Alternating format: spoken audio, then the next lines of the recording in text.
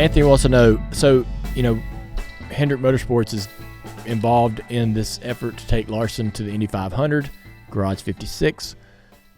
Are these just like things that are just like, are these just these singular opportunities that y'all go, that looks good, what's the plan, let's do it, okay, that's done. Here comes another one, we're not going to do that one. Okay, this looks good, we'll do this.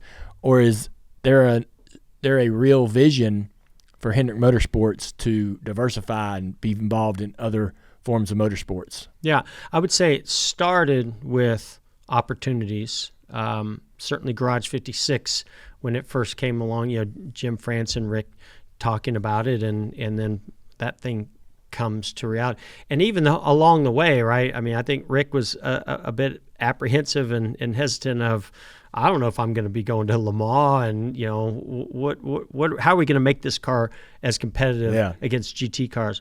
And then along the way, I think he saw not just Chad, and Greg and the folks that were involved. He just saw our people rally behind this and the effort they started making and the testing, the progression of the car and the reality of going to Le Mans. And then he got to Le Mans, and I've never seen him more proud, right, of an effort that had Hendrick Motorsports on it and our folks, and representing our country. Yeah. And the car was loud and fast, and the pit stop, where we won the pit stop competition in our class. I mean, I just saw him beaming from, and I think what that did was opened up some doors and opportunities of, okay, we did this. This is a huge challenge.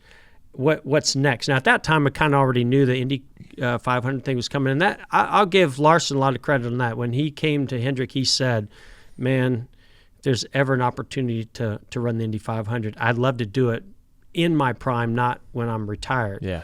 And so, I took that to Rick, and we started talking about it.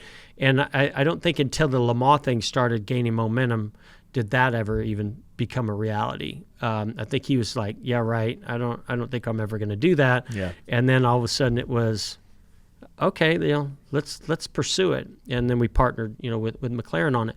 But I think now, because of those two things, we are looking at more diversification. I mean, I think the manufacture, we had to with Next Gen, by the way, right? Yeah. Next Gen goes away. We're not building our chassis anymore. We're not hanging bodies. We're not building as many components for the car. What do we do, not only with the equipment that we had to do this, but the people? Yeah. And try to keep jobs keep them at Hendrick.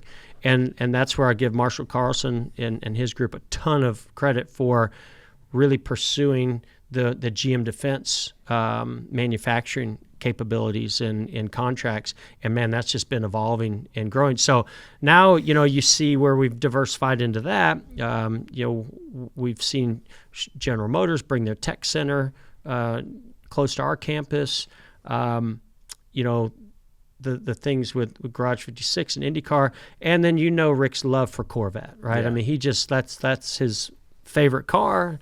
He's collected a bunch of them, and I think that if there was ever an opportunity to get closer to Corvette and continue to evolve with Chevrolet and General Motors in the racing area, then we would love to continue to see that happen. Wow. There's some opportunity there, because there's the Corvette program in IMSA and so forth is sort of in this transition. And Rick has had some experience as an owner in the IMSA series years ago. He had that black and silver prototype. So was Isaac wants to know, speaking of the Indy 500, was there ever a real legitimate conversation about you running the double? Unfortunately, no. I mean, I definitely had a conversation about it, but I didn't think it was ever realistic. I don't know. I'm different than guys like Larson. To me, it was, I can do this one thing pretty good. Yeah. I don't think I can do these two things really good. Yeah. He hops in a sprint car and goes races at Knoxville, wins the Knoxville Nationals, and shows up the next day at Indianapolis on the road course and is leading the race, and could have won that race. I didn't ever think that was what I was good at. I thought that I was best at focusing my energy and efforts into one team, one car, And while I could have fun doing the other things, I didn't think I could be competitive in all the other things. Same thing with the Rolex 24-hour. You know, I tried it one time and I was like, man, I'm giving it a half effort. I can't commit to it. And when I retired, I said, I'm committing to this, and got the opportunity of Wayne Taylor Racing, right. and you know, was able to be competitive in the WED and contribute to the team, and you know, focus on all the driver changes. I put a ton of effort into driving that car and understanding the car and the team aspect of it.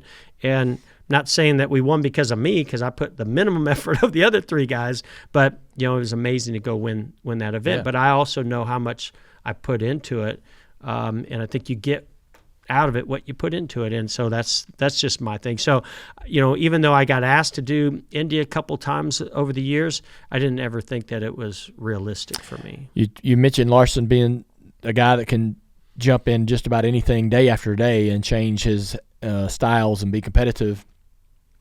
You're very close to him in proximity and watching him work. You know who AJ Foyt is and Mario Andretti, and you raced against Tony Stewart. Where do you rank Kyle Larson in the ecosystem? I mean, is he maybe the best ever to ever drive a race car? You know, I mean, that's a big statement, but yeah. he's in this conversation, and he's here. We're in the prime of his career, watching maybe one of the greatest, at least in the top 5 greatest race car drivers in the history of motorsports. I mean, it's probably something that's going to be debated throughout his entire career and then long after, because, you know, anytime you can jump, this is why Mario Andretti is so, you know, guarded, you know, as the one of the best, is because he could get into everything and win, right? And I mean, he did it on a whole nother level, Formula One, IndyCar, sprint cars, whatever else he got into, NASCAR, right? And sports cars, I mean, everything he won in. And I think that's the true sign of the best. And I think Larson has shown that he can do the same thing. You know, he's won the Rolex 24 Hours. You know, he's won in NASCAR, won in sprint cars. I don't know if he'll ever get a chance to drive an F1 car, but he's going to get a chance to go to Indy with a solid, you know, very strong effort. And already I've seen him adapt to it very quickly. So not necessarily surprising. I mean, Jimmy's the best I've ever raced with, right? And that's how I evaluate it, is people in the same equipment as me on the same track, and you go race with them. And you know, Jimmy was the best. So I got to race with Larson, but we weren't in the same equipment. And, you know, now I see how much effort he puts into it, and I respect what he does and how he does it. But I don't know how you rank a driver without, you know, you being out there competing with them. But he's certainly one of the best that I've ever seen. You didn't go to Phoenix for the test. I couldn't make it to Phoenix, unfortunately. What did you learn that we didn't hear about from that test? Well, I mean, he definitely had a moment. Oh, really? Yes. Ooh. Yeah, which I think, you know, they said was a good thing. I think he was on a longer run later in the test, and the car started getting loose. I think in the Indy cars, what I'm hearing a lot about is, you know, you have these weight checkers and adjustments and things you can make within the car. I never mess with that. And that you got to stay on top of it quickly. And so I think he felt the car was starting to get a little bit free, and I don't know if he made enough adjustments in the car to tighten the car up, and then the car, you know, didn't come all the way around on, but got out there. Wow. And he saved it, but he pulled in. But I think, yeah, no kidding. Well, I've seen him not pull in. Yeah.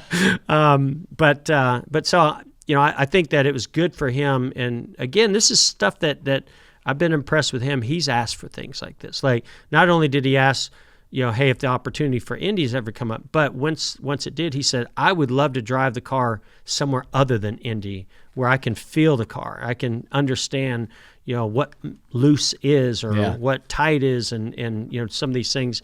I still think the learning curve is going to be super steep with traffic and the speeds that you're carrying at Indianapolis and trimming the car for qualifying. But yeah, I think it was, from everything I heard, it was a good test. Yeah.